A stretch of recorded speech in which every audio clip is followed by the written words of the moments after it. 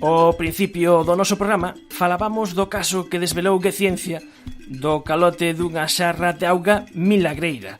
Pero malentendidos, ciencia non demasiado ben feita e tamén timos ao redor da auga, estas cousas xa veñen de lonxe.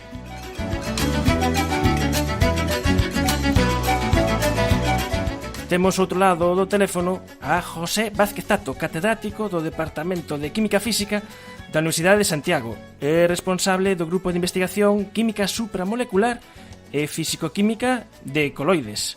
Moi boas tardes, José. Boas tardes. O profesor Vázquez Tato ten impartido desde aí xa moito tempo unha serie de conferencias sobre a auga tituladas H2O con interrogante, na que expón casos, exemplos, por un lado de ciencia non ben feita e por outro lado de fraudes en torno á auga, que son dúas cousas diferentes. Sí, efectivamente, sí. Digamos que nun fraude sempre se busca algún tipo de compensación, fundamentalmente de carácter económico, outras veces ganar prestixio científico, un xeito non aceptado, fraudulento é a palabra. Outra cousa distinta é por os erros científicos que se poden cometer cando fai unha investigación, como pode ser a poliauga ou como pode ser que a auga ten memoria, que foron erros científicos importantes, pero foron erros. Non houve unha intención de buscar algún tipo de beneficio extra derivado desa investigación. Normalmente distínguense bastante ben. Distínguense bastante ben. Pois imos botar unha ollada precisamente histórica a esta clase de malentendidos. Empecemos por os malentendidos por unha ciencia defectuosa. O caso do poliauga. Que foi este caso do poliauga? Sí. Porque isto foi unha auga que veio de Rusia que tiña unhas propiedades físicas, químicas diferentes. Que pasaba aí? Bueno, este é un caso de erro científico. Foi unha investigación que se iniciou alá no ano 62 aproximadamente en Rusia por dous investigadores, Fedyakin e Dergin. Entonces, naqueles momentos descúbrese, entre comillas a palabra, unha auga que ten unhas propiedades excepcionais porque conxelaba a 40 grados baixo cero, en lugar dos 0 grados centígrados que sabemos que a auga se transforma en xeo, e que fervía a máis de 500 grados centígrados e non aos 100 da presión atmosférica que tamén coñecemos ben. Despois isto, cando Estados Unidos recibiu esta información, pensou que se encontraban ante un novo tipo de material casi natural, e que simplemente había que destilalo de alguna maneira un pouco especial e obter un produto con as propiedades excepcionais. Hai algún investigador que lle achaca o éxito que tuvo este concepto erróneo ao feito da guerra científica que se estaba producindo en aqueles momentos entre a antigua URSS e Estados Unidos, porque debemos recordar que naqueles anos Rusia levaba a dianteira a Estados Unidos no concepto de investigación aeroespacial e de alguna maneira pois colleuse medo, non? Que de novo colleran a dianteira en este produto. Entonces produxe unha vertiginosa serie de publicacións en revistas de moito prestigio como The Science, donde se estaban investigando pois estas propiedades deste novo material. Ao final, alguén douse conta que eso violaba as leyes da termodinámica, entonces descubriu que eso non era auga, sino que era a disolución con unha concentración salina moi importante. O sea, que estaba contaminada esa auga ao final. Sí, efectivamente, tiña unha concentración salina de ións moi elevada, e entonces nesas condicións a termodinámica dice que efectivamente a auga non conxela 0 grados. De feito, coñecemos ben polo detalle de que se lle bota sal ao xeo nas carreteiras para disminuir o punto de congelación e evitar a capa de xeo que se forma na carretera. En este caso pasou que un dos científicos que desvelaron isto que decía que el contaminou a auga co sudor de ir a xogar, de facer deporte. Sí, o seu propio sudor, efectivamente, sí. E tiña esas propiedades diferentes. Sí. Pero é curioso porque neste caso chegaronse a publicar máis de 500 publicacións científicas, estudios teóricos, en fin, moitas cousas, pero foi claramente un erro científico maiúsculo, con palabras, digamos, grandilocuentes, pero un erro. Aí non houve un intento, digamos, de engano ou de intento de beneficiarse económicamente dunha investigación mal feita. E outro caso tamén ben coñecido na historia da ciencia é o caso da memoria da auga, no que neste caso entrou en acción Jacques Benveniste, que viña a decir un experimento que ao final estaba justificando que a auga guardaba memoria impronta das sustancias que estaban disoltas nela, que de algún xeito, claro, ao final acaba justificando de algún xeito un mecanismo polo que podería funcionar a homeopatía. Eso chegouse a publicar en Nature, pero logo a cousa veuse que tampouco era así. Sí, efectivamente, o experimento data de 1985, quero recordar. Entonces isto que pasou foi un experimento mal feito que demostrouse que non estaba ben, polo que a importancia da investigación era a que decimos, non? Si resulta que podemos diluir hasta prácticamente cero un medicamento na auga e, sin embargo, esta sigue sendo efectiva como se o medicamento estuvera disolto, sería unha chega científica de nivel increíble, non? Entonces, moitos laboratorios intentaron repetir os experimentos de Benveniste, pero resulta que non o conseguiron. Logo demostrouse que era unha mala interpretación dos resultados ou dun experimento mal feito.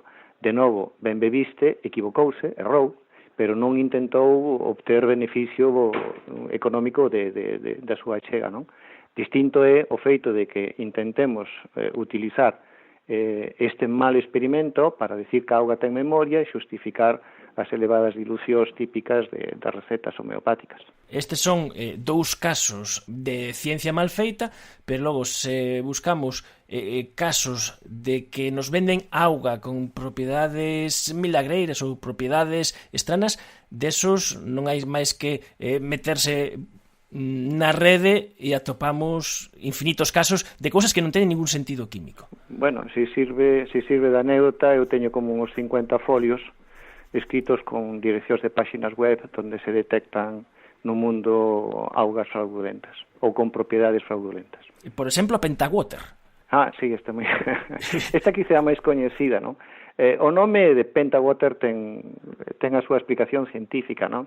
En un modelo antigo da estrutura da auga decíase que a auga, as moléculas da auga teñen a tendencia a agregarse, a asociarse entre sí en grupos que en promedio teñen entre 7 e 9 moléculas de auga. Isto é un modelo antigo que procede dos anos 50. Entonces, si pensamos que en promedio o agregado ten 7 ou 9 moléculas, a Pentawater o que fai é, con un pretendido proceso de someter a auga a ondas sonoras de alta enerxía, reducir o tamaño do agregado en vez de 7 ou 9 unidades a só 5.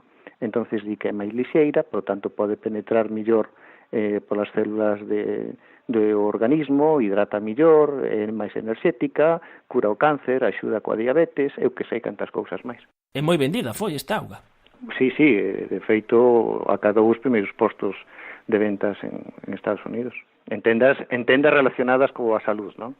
Claro, e hai auga de todos os tipos, auga energizante, auga bioactiva. Sí, a auga bioactiva, se non recordo mal, era unha auga que incluso se a bebías reducía a probabilidade, parece un chiste, pero eles o reclamaban así, tiña a propiedade de reducir entre un 30 ou 40% a probabilidade de ter un accidente de coche. Onda. Pois sí, se dentro de pouco a Guardia Civil nos parará para preguntarnos se bebimos desa auga ou non, e se non a bebimos, en vez de facernos a prova do alcohol, fararnos a prova da auga, digo eu. Auga bioactiva. E que outras augas extravagantes tes atopado?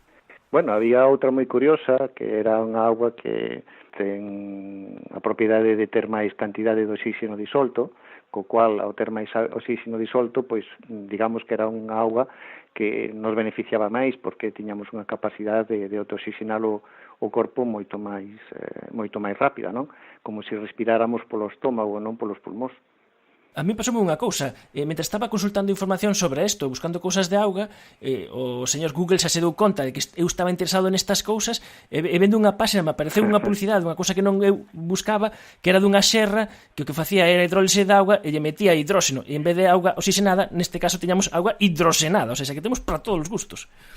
Sí, no, a auga afortunadamente está oxigenada porque ten un equilibrio natural do oxígeno, ese equilibrio de disolución da auga é o que explica que os peces poden respirar baixo a auga, exactamente, non? Respiran o oxígeno. Pero pódese modificar esa concentración, sí, cambiando a temperatura, de feito, se fervemos a auga, o oxígeno se perde, ou tamén se aumentamos a presión externa de auga do aire, en oxígeno en equilibrio coa auga, entonces podemos facelo. Ora, no momento en que volvamos as condicións de temperatura, presión normales, ese oxígeno se perde dun xeito natural. Por exemplo, podemos facer un experimento moi sinxelo nas nosas casas para ver que ten gases en disolución a auga da billa, que deixar un vaso toda a noite, cando vemos esas burbulliñas que aparecen, é precisamente eses gases en disolución. Os gases disoltos, sí, pode ser CO2, que tamén de no xeito natural se solubiliza na auga e que o que fai que sea toda a auga natural sexa un poquinho máis ácida que o pH neutro, pero é algo natural e perfectamente conhecido dunha óptica científica. Pero quizá o caso así máis curioso, por lo menos para os que estudiamos química, é que se entra en Amazon se pode comprar unha auga que é auga deshidratada. Eso máis. Ese é o máximo, non? É auga deshidratada. Eu xa non sei o que pode ser eso, pero, bueno, na mesma página parece que se vende carne de unicornio. Entonces creo que xa non fai falta decir moito máis. Auga deshidratada, auga bioactiva, auga energizante, auga con oxígeno disolto, pentawater, sí. Magnetizar o auga, por exemplo, unha época que queríamos que te venía que magnetizando a auga, pois que lle quitabas o cal. Sí, bueno, é que magnetizando a auga o que se pretende, digamos, vender augas que nos producen un efecto enerxético favorable ou que nos armoniza coa natureza, palabras que teñen un significado científico totalmente fora de contexto, mezcladas entre sí non teñen ningún sentido, porque son augas que ven nos desfan a entropía. Hai unha auga moi curiosa, xa non recordo, creo que chamaban hidrolais ou algo así, que era unha auga que o que facía era restituir a auga que tiñamos cando nacemos, pero que a medida que vamos envellecendo, esa auga que tivemos cando nacemos pois vai perdéndose e por eso envellecemos, ¿no? Entonces, esa auga restituía a composición natural da auga que tiñamos cando nacemos. Eso é un absurdo, a auga é a mesma, solamente depende das condicións externas de presión e temperatura para que teña un estado físico de xeo, de líquido ou de gas, e nada máis. É dicir, que son absurdos que son moi facilmente, científicamente non teñen nin pés de cabeza ningún, e simplemente se aproveitan os que as venden pois da ignorancia científica ou vento desexo de creer, non? Porque se un ten unha persona enferma, non lle importa pagar o que sexa para comprar esa auga que de alguna maneira teña unha propiedade que nos poida aliviar o dolor ou curar a enfermedade, non, desa persona que queremos tanto. Entonces, aproveitanse moito do desexo de creer e da ignorancia que temos de moitos conceptos científicos. Pois o gallá, esta conversa que estamos tendo agora con José Vázquez Tato e todo este programa de efervesciencia sirva para poñer a nosa alerta sempre cando nos queiran vender, por exemplo, algún tipo de auga que fai cousas que non son habituais, porque case de seguro estaremos con casos nos que nos queran dar gato por outras cousas. Altamente probable, sí. José Vázquez Tato, catedrático de Química Física da Universidade de Santiago, moitísimas grazas por atender a chamada de Efervesciencia. A vos por pensar en mí. Efervesciencia. Patrocinado pola FECIT, Fundación Española para a Ciencia e a Tecnoloxía, Ministerio de Economía e Competitividade, unha colaboración da Universidade de Santiago e a Radio Galega. Os podcast efervescentes agárdanche en efervesciencia.org, iVoox, iTunes e en Que Ciencia. Ata o vindeiro domingo na Radio Galega. Adeus.